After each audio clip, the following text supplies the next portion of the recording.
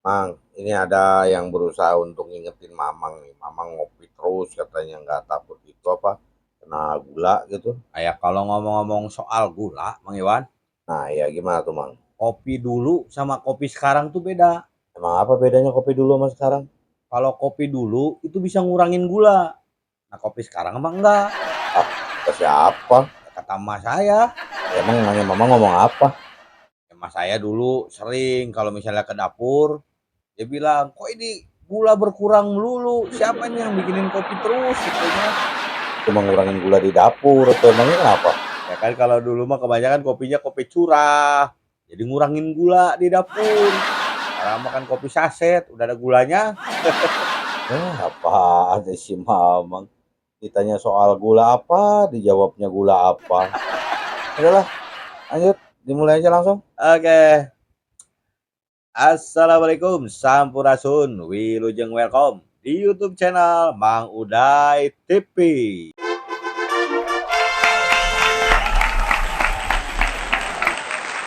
Ya, terima kasih. Oke, seperti biasa kita akan membahas apa yang lagi rame di dunia media sosial kita kali ini. Ya, apa ini, Mang Iwan, yang dibahas kali ini?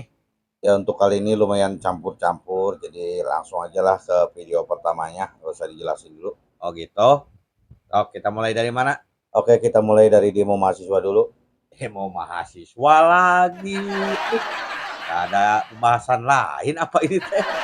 Ya ini mah mama ngasih komen tipis-tipis aja lah, nggak usah detail. Oke lah.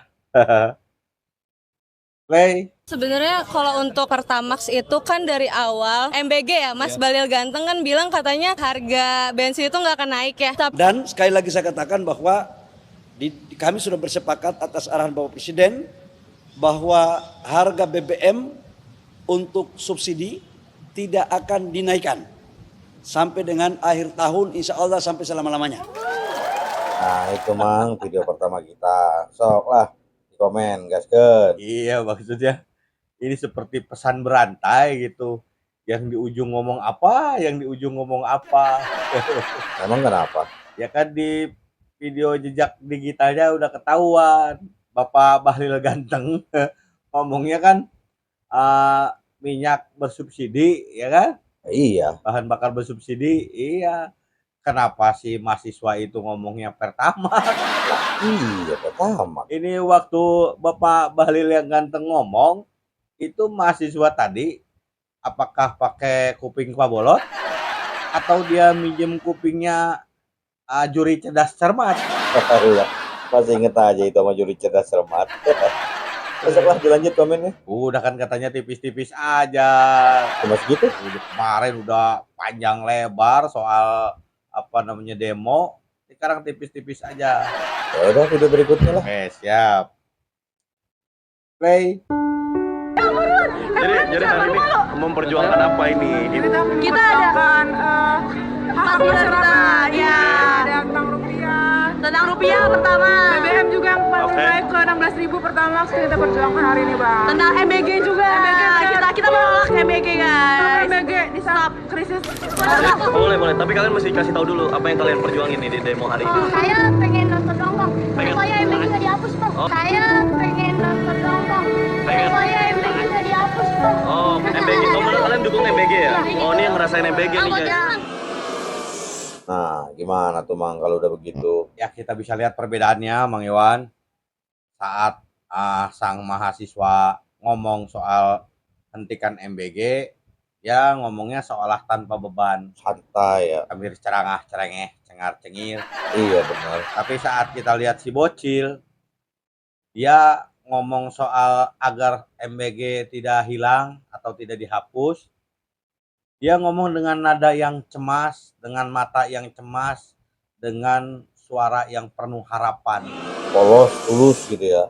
Ya karena mereka sadar mereka siapa, mereka cuma bocil yang suaranya nggak mungkin didengar sama akang-akang dan teteh-teteh mahasiswa itu.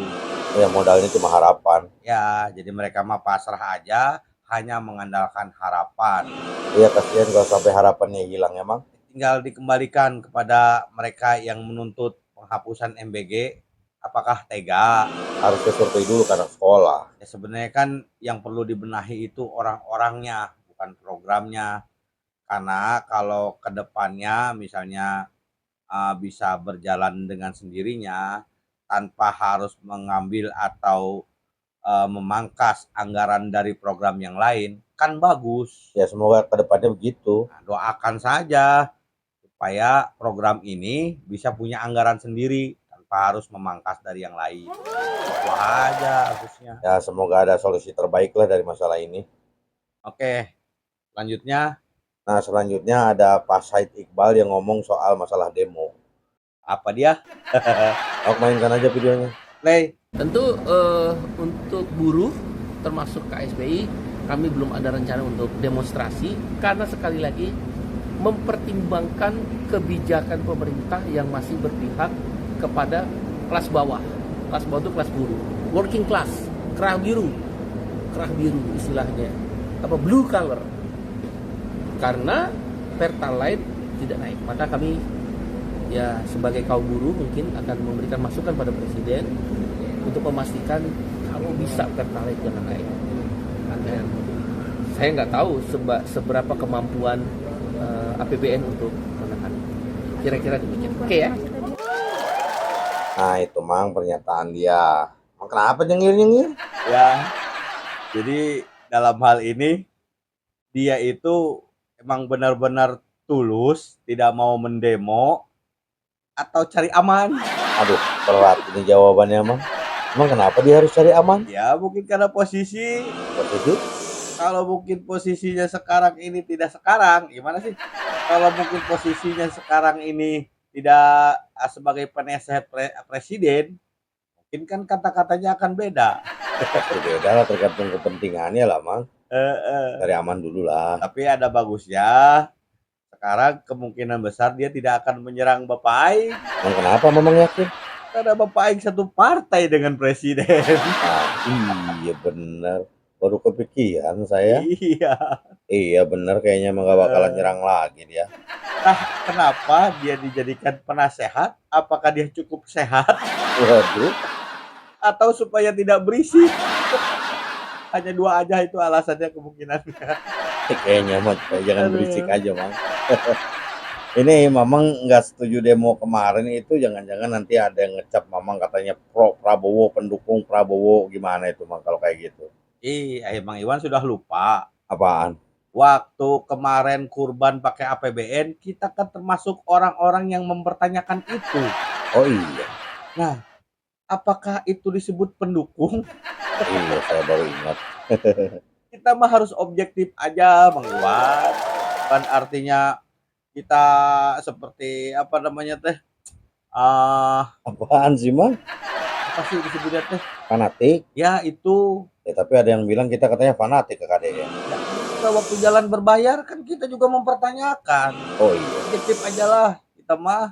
Iya program bagus kita dukung, yang tidak bagus ya Iya. kita pertanyakan. Cuman saya mah cukup menyayangkan gitu. Demo yang dilakukan mahasiswa ini kurang greget karena tuntutan itu bisa dibantahkan. Oh gitu. Jangan istilahnya oleh para staf ahli sama saya aja bisa dibantah gitu. Jadi lemah tuntutannya ya. Yang greget atau yang tidak bisa terbantahkan. Sok apa contohnya Mang yang greget? Ya contohnya pertanyakan kenapa kabinet sekarang terlalu gemuk, terlalu banyak orang. Ya kan? Dari staf ahli, dari kabinet, menteri, dari penasehat. Udah ada menteri tenaga kerja. Kenapa harus butuh lagi penasehat khusus tentang tenaga kerjaan? Apakah menterinya tidak cukup cakap untuk memberi nasihat kepada presiden tentang hal ini? Nah iya itu. Jadi kan perlu dipertanyakan kebijakan kabinet gemuk ini. Nah terus juga tentang perjalanan ke luar negeri yang melebihi dari apa namanya perjalanan ke luar negerinya Presiden Gus Dur. Iya benar. Ya dulu waktu SBY melakukan perjalanan ke luar negeri, kan Bapak Prabowo sempat mengkritik terlalu banyak perjalanan ke luar negeri. Apa sekarang Bapak istilahnya banyak jalan ke luar negeri? Kalau ada hasilnya, it's okay, ya kan gitu. Tapi kalau tidak ada hasilnya kan ini juga pemborosan.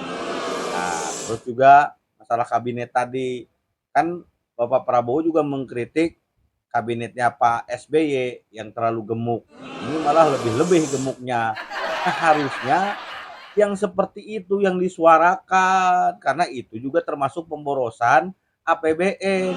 Kenapa larinya ke masalah yang masih bisa dibantah tentang bahan bakar BBM, tentang MBG, tentang apalagi harga beras. Jangan yang receh begitu atuh kalau mau demo. Ya takut dibilang selalu nggak ngedukung kalau mahasiswa demo. Ya enggak, waktu bulan Agustus tahun lalu kita kan termasuk yang mendukung demo. Pada saat para pendemo itu ke gedung DPR, Oh iya saya ingat. iya, tergantung demonya. Kalau demo emang mewakili rakyat, ya kita dukung. Ini demo mewakili siapa? Iya nggak jelas. Karena rakyatnya banyak yang nggak setuju. Ya, berarti kita mau objektif ya Mang. Iya, kita mau objektif aja Bang Iwan, bukan main aman, tapi objektif. Oke, udah cukup jelas. Kita lanjut aja ke video berikutnya. Oke, apa selanjutnya? Ini ada penertiban pedagang di Puncak Cianjur yang ricuh, Mang. Itu, Sok coba mainkan videonya. mana? Oh ini, play. Semoga ada hikmahnya dari ini semuanya. Para rakyat semuanya. Engkau bawa akan dipilih si KDRT. Ulah yang presiden. Asal hidup sorangan. Madeni kawin bapaknya. Kawin aing janda. Kawin aing dari biaya. Nah, itu Mang videonya rusuh. Nah, apa Mamang nyengir? Aneh aja gitu kan. Mereka sudah tahu bahwa Bapak Aing sedang beres-beres gitu kan. Masalah bangunan liar, masalah pedagang-pedagang kaki lima yang menyalahi aturan. Ya harusnya nggak usah kaget. Ya pastinya suatu saat pasti kena giliran gitu kan. Iya, sampai Bapak Sia. Malah mau memboikot pemilu segala. Nah, yang satu lagi lebih aneh itu, teteh-teteh. Apa anehnya? Bapak Aing suruh kawin sama ibunya. Oh iya, tadi yang teriak-teriak pakai baju hitam. Ini kalau emang teteh mau jadi anak angkat KDM, ngomong aja teh. Ya, kalau gitu mah bukan anak angkat, tentu Mang jadi anak tiri. Oh iya, dia mah pengen jadi anak tiri. Ya kalau begitu berarti si Teteh itu udah siap untuk dianaktirikan ya Mang. Kan kalau KDM nikah sama ibunya kan berarti dia anak tiri KDM. Bukan artinya anak tiri itu dianaktirikan seperti diabaikan, bukan. Maksudnya dia pengen jadi anak tiri KDM yang langsung, bukan anak angkat. Ya nyambung itu protes teh. Mah bingung. Terus apa tuh motivasinya? Masa warung digusur, KDM suruh nikah sama ibunya? Ya biar bisa numpang hidup Mang. Anjir. Nah video ini teh langsung ditanggapi Mang sama Bapak Aing. Sok mainkan coba videonya. Oke, siap, coba kita lihat. Oh, ini, oke. Ya, play. Bapak sia anjing mah. Madeni kawin bapaknya. Kawin aing janda. Kawin aing dari biaya. Teteh marah ya sama saya. Wajar Teteh marah karena usahanya dibongkar. Padahal usaha itu usaha yang paling nyaman. Menggunakan tanah tanpa harus bayar, membuka usaha tanpa harus bayar pajak, dan itu berlangsung selama berpuluh-puluh tahun. Dan selama berpuluh-puluh tahun itu semestinya para pelanggan menikmati kopi yang murah, para pelanggan menikmati mie yang murah, para pelanggan menikmati makan yang murah, para pelanggan parkir tanpa harus membayar uang parkir karena di situ bukan area yang dipungut parkir oleh Pemda Kabupaten Cianjur. Nah, hari ini terganggu tentunya. Karena itu wajar kalau kekecewaannya diluapkan, silakan saja. Karena itu resiko saya sebagai seorang pemimpin. Dan yang penting, keinginan saya dan keinginan banyak orang ingin puncak kembali seperti dulu. Gunungnya tinggi menjulang, kebun tehnya terhampar, udaranya sejuk dan bisa dinikmati oleh banyak orang, baik yang punya uang maupun tidak punya uang. Semoga kemarahan Teteh segera berakhir, karena walaupun Teteh melanggar, kami kan tetap memberikan bantuan untuk membuka usaha baru. Nilainya tidak besar, cuma 10 juta per kios. Tadinya mau saya bikin berbeda, ada yang besar, ada yang kecil berdasarkan besaran kios. Tetapi karena ada tekanan yang besar, harus dibagi rata, kami membagi rata masing-masing 10 juta. Walaupun tidak besar, semoga uang itu bermanfaat. Salam buat keluarga, semoga Teteh bisa berusaha kembali. Hatur nuhun. Nah itu tanggapan Bapak Aing mah. Iya, Bapak Aing walaupun sudah dicaci maki, ya tetap aja dia ngasih uang kerohiman 10 juta. Iya betul. Atau teh ya, untuk teteh-teteh nih, ingat para pedagang nanas di Subang. Nah bener itu Mang. Nah harusnya ingat ke situ, udah mah dapat uang kerohiman, warungnya ditata, sekarang lihat hasilnya. Jadi bagus, gak mau apa punya tempat dagang bagus kayak begitu. Cukup sabar dulu. Iya, jangan emosi aja di kedepan kan. Ya, pasti kasih solusi lah. Ya tuh, buat teteh yang rada tebel ya, Yang rada tebel. tuh yang teriak-teriak tadi Bapak Sia. Oh, Bapak Sia mah walaupun sudah diomelin, tetap ngasih 10 juta. Terus untuk Neng yang rada tipis, itu yang baju hitam, ya Neng kurang beruntung. Karena ternyata KDM tidak bersedia menikahi ibunya Neng. ya coba cari calon bapak yang lain aja. Baru kali ini ada anomali seperti ini. Oh ini termasuk anomali. Iya tadi yang saya bilang, warungnya digusur, protes, malah KDM suruh nikah sama emaknya. Ya Teteh meni lucu. Ya wae orang Jawa Barat.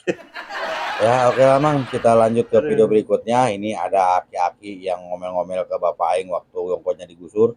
Oh gitu. Ini saat penertiban di Bekasi Mang, coba dilihat videonya.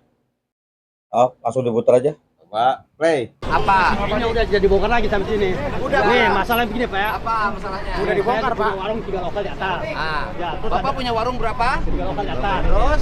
Gara-gara ada mall tumbuhnya nggak boleh deket pasar tradisional. Ah, Undang-undangnya kan bener itu tahu ya. iya. Jangan nunjuk-nunjuk.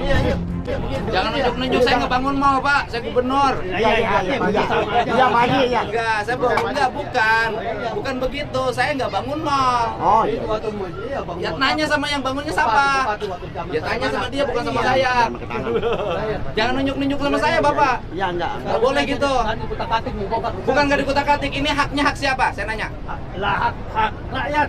Enggak. Pemda kalau nggak ada rakyat nggak jadi Pemda. Ngomongnya jangan begitu. Ini hak pejalan kaki, ini trotoar. Lah iya, ada. Ini hak trotoar. Kalau hak rakyat, seluruh rakyat Bekasi bangun di sini. Iya, Enggak boleh ngaco, Pak. Dengan saya nggak boleh ngaco, Pak. Jadi bagaimana simpulannya? Kalau ini kalau ini trotoar dan ini bukan hak Bapak bongkar. Apa itu? Udah dibongkar. Belum. Ya itu udah. Belum kelar, Pak. Saya nanya, Bapak bangun di sini alas haknya apa? Alas haknya apa Bapak bangun di sini? Alas haknya? Iya. Lah saya Sertifikatnya atas nama Bapak? enggak ada sertifikat udah atas nama. Ini siapa ini? Ini punya siapa? Ya ini mah enggak punya pemerintah dah, pemerintah. Iya. Kita numpang di sini. Ya makanya Bapak numpang. Lah iya. Nah sekarang pemerintahnya mau tertibin. Iya iya. Ya kan? Ya, maksudnya Kalau mundur yang dulu. punya mundur, Lah udah enggak bisa mundur lagi, Pak. Ini udah habis sudah. Ya nggak bisa mundur lagi, geser nggak di sini. Nanti geser ke pasar. Iya, iya. Pasar kan akan kita mau renovasi. Iya, nanti iya. Iya, betul. Jadi betul, gini, betul, Pak. mohon maaf. Iya. Biasakan kalau yang salah jangan ngotot. Iya, Pak. Biasakan. Mungkin kalau pemimpin lain takut, saya enggak. Enggak, kalau yang salah jangan ngotot. Jangan suka pakai logika. Ini yang rakyat nggak bisa. Gitu loh. Ini nggak boleh begitu. Ini hak rakyat. Emang rakyat Bapak aja? Iya, kalau semua rakyat boleh, semua rakyat di sini boleh dong. Itu 1 bulan selesai. Mana tuh? Pasar itu dikasih, ya kan?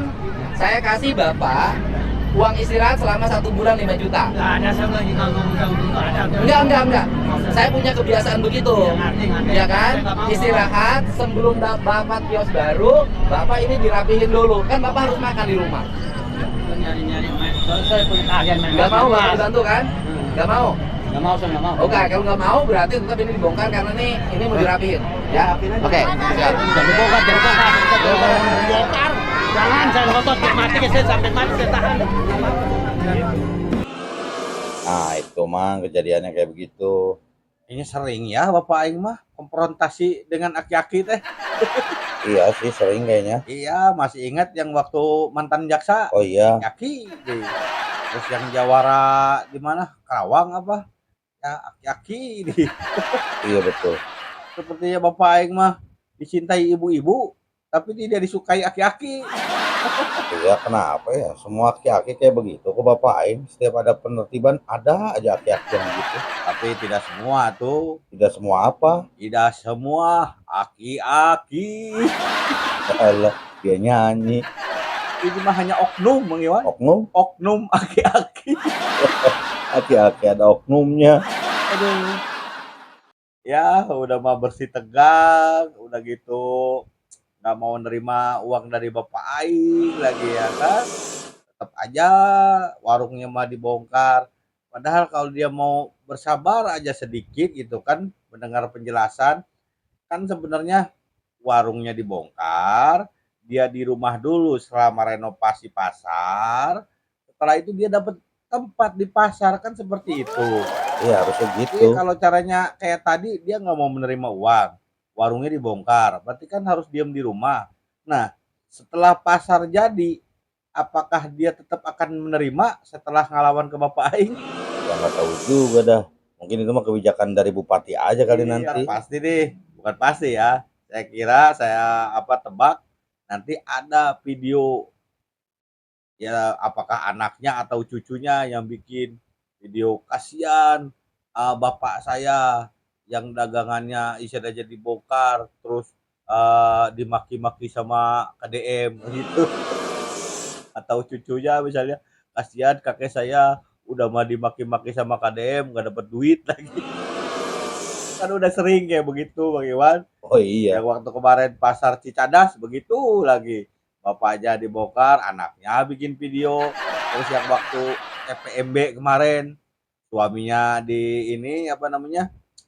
Disidak gitu ibaratnya ditanya-tanya sama Bapak Aik, istrinya bikin video. Sering yang kayak begitu teh. Ya tapi nggak semua gitu Mang. Ya ini mah perkiraan aja barangkali nanti ada gitu. Oh Jadi gitu. jangan kaget kalau nanti ada sudah diperkirakan. Ya oke lah kita lanjut. Oke, lanjut. Nah ini ada kelanjutan ini cerita baru dari korupsi MBG. Nah, ini cerita baru nih. Yang kemarin kan kita bahas tipis-tipis nih tentang Bapak itu Padadan ya. Iya. Ini apalagi yang baru nih? Mainkan aja videonya biar jelas. Mainkan, play.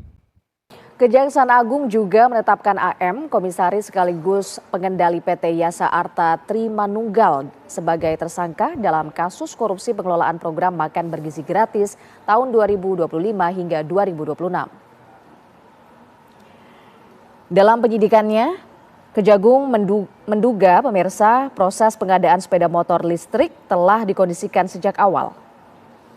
Tersangka AM diduga telah mengetahui rencana pengadaan setelah bertemu dengan pejabat BGN pada awal tahun 2025 dan sejak saat itu melakukan komunikasi aktif dengan pimpinan Badan Gizi Nasional untuk memperoleh proyek tersebut.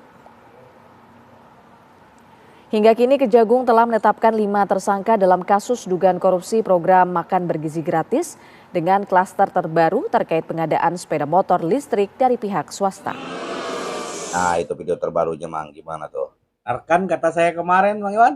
Kata Mamang yang mana? Ya kan saya bilang kemarin, tikusnya baru ketangkap 3, nanti juga berkembang biak. Nah, sekarang udah 5 kan? Iya udah bertambah Mang. Yang terbaru adalah yang punya ini ya perusahaan motornya itu ya, suppliernya. Iya. Iya, nanti berkembang biak lagi ini. Kita tunggu aja berapa orang yang kejaring. Ya kayaknya sih bakal ada lagi nih. Yakin saya. Lagian juga yang kita tahu kan MBG dibagiinnya pakai mobil ya, mobil box, mobil van begitu. Nah, terus motor buat apa? Kalaupun MBG dibawa pakai motor kan pasti acak-acakan atuh. Iya buat apa ya motor di MBG? Arah-arah motor sebanyak itu buat apa coba? Kalau dipakai buat belanja sayur juga susah. Ya belanja mendingan pakai mobil. Iya, secara fungsional juga kalau menurut saya mah nggak ada fungsinya, bukan nggak ada fungsinya ya, kurang efektif dan efisien kalau MBG pakai motor. Iya, Mang, betul itu. Iya, kecuali kalau dia itu tukang paket. Nah, kalau itu cocok. Nih, Mang, lihat penampakan motor-motornya ditumpuk di lapangan nih, Mang. Ada videonya, coba dimainkan. Mainkan, malah bengong. Siap. Play. Pemirsa bisa dilihat di samping saya tumpukan unit motor listrik yang awalnya direncanakan untuk didistribusikan guna mendukung operasional program makan bergizi gratis di berbagai daerah. Namun pasca ditangkapnya Kepala BGN atau Badan Gizi Nasional Dadan Hindayana dan sejumlah pejabat lainnya oleh Kejaksaan Agung beberapa waktu yang lalu, nasib armada-armada ini menjadi tidak jelas dan mangkrak di salah satu gudang di kawasan industri Sentul, Provinsi Jawa Barat. Nah, pemirsa, kita akan melihat lebih dekat, pemirsa, bagaimana deretan panjang motor listrik. Yang kami dapatkan informasi adalah Emo GVX GT berjajar rapi dengan warna yang dinominasi hitam dan biru, dan bisa pemirsa lihat juga ada logo dari Badan Gizi Nasional karena memang tujuan awalnya untuk mendukung operasional dari MBG itu sendiri. Ini kalau kita lihat, pemirsa, motor bergaya trail ini dengan ban yang cukup besar ini tampak belum menyentuh jalanan karena masih bersih ya pemirsa, bahkan masih dibungkus rapi dengan plastik. Jumlahnya bukan puluhan, pemirsa, bukan satuan melainkan ribuan unit. Seluruhnya tersusun rapi di area terbuka, tapi bisa pemirsa lihat tertutup dengan terpal jaring hitam dan di bawahnya sudah dipenuhi oleh daun-daun yang kering, pemirsa. Nah, berdasarkan informasi yang kami dapatkan, motor-motor listrik itu merupakan bagian dari pengadaan 21.801 unit kendaraan untuk mendukung program makan bergizi gratis atau MBG dengan nilai mencapai sekitar 1 triliun rupiah. Oh, Mang, lihat kan motor-motornya? Banyak itu. Iya, banyak begitu ya. Jadi sayang saya mah lihatnya. Iya, sayang banget nggak tumpuk di lapangan begitu. Sekarang berapa 1.000 lebih kan ya? Iya, Mang, banyak. Nah, itu sampai 1 triliun buat motor doang, walaupun saya bilang tadi fungsinya nggak jelas kalau untuk MBG. Wah, parah sih ini mah. Bener-bener lah harus diusut tuntas ini. Kan sebenarnya bukan cuma motor ini yang markup, masalah kaos kaki, masalah seragam dan lain-lain. Ini baru motor ini yang dibahas. Karena juga yang lain-lain kena juga itu karena udah dalam pemantauan itu. Ya, mudah-mudahan dalam waktu dekat ini bisa ketahuan semua orang-orangnya, emang ya. Ya, jadi sayang ngelihatnya barang baru jadi kayak barang bekas.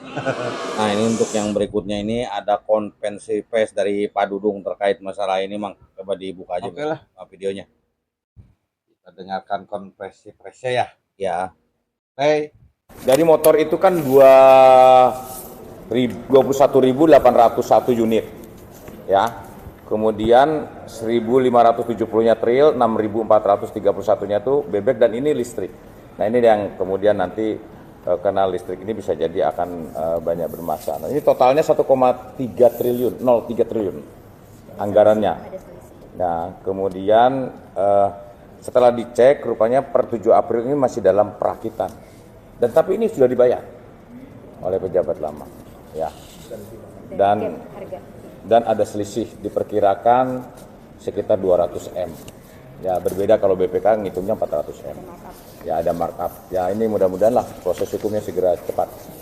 Ya. Ya, sudah dibayar. Ini kan sudah dirakit. Ya, nanti keputusan nanti terserah Kepala BGN. Kalau misalnya nanti ada keputusan dari Presiden dialihkan ke mana yang bermanfaat, toh gajinya SPPG itu kan lumayan tuh 6 jutaan. Kalau nyicil satu motor kan cukup, nggak perlu amat lah kalau misalnya. Nah, gimana, Mang? Ini ada lebih aneh lagi. Barangnya masih dirakit udah dibayar. Iya, aneh, Mang. Di mana-mana juga kalau barangnya udah ada, baru dibayar. Itu mah ibarat combro masih dicetak. Udah dibayar. Nah, jadi semuanya udah dijelaskan nih sama Pak Dudung kronologisnya. Yaitu statement yang terakhir juga ya yang jadi sorotan dari Pak Dudung. Statement yang mana? Katanya karyawan karyawan MBG yang suruh nyicil buat bayarin motor. Nah, kan motor memang udah dibayar itu. Masa si karyawan MBG suruh bayarin lagi? Nah, kan motornya kan dipakai sama karyawan MBG juga. Ngapain dia ngebayarin motor yang kalaupun tidak dibayarin dia akan pakai juga? Iya, itu juga aneh. Ya lagian mekanismenya gimana? Itu kan motor udah dibayar sama negara, berarti kan udah jadi aset negara. Bagaimana mekanismenya aset negara jadi bisa beralih ke aset pribadi gitu. Masa negara jadi ngedadak jadi dealer? Iya, lagian juga ntar bingung mang cara jualnya gimana. Ngedadak jadi leasing. Terus nanti siapa yang jadi debt collectornya?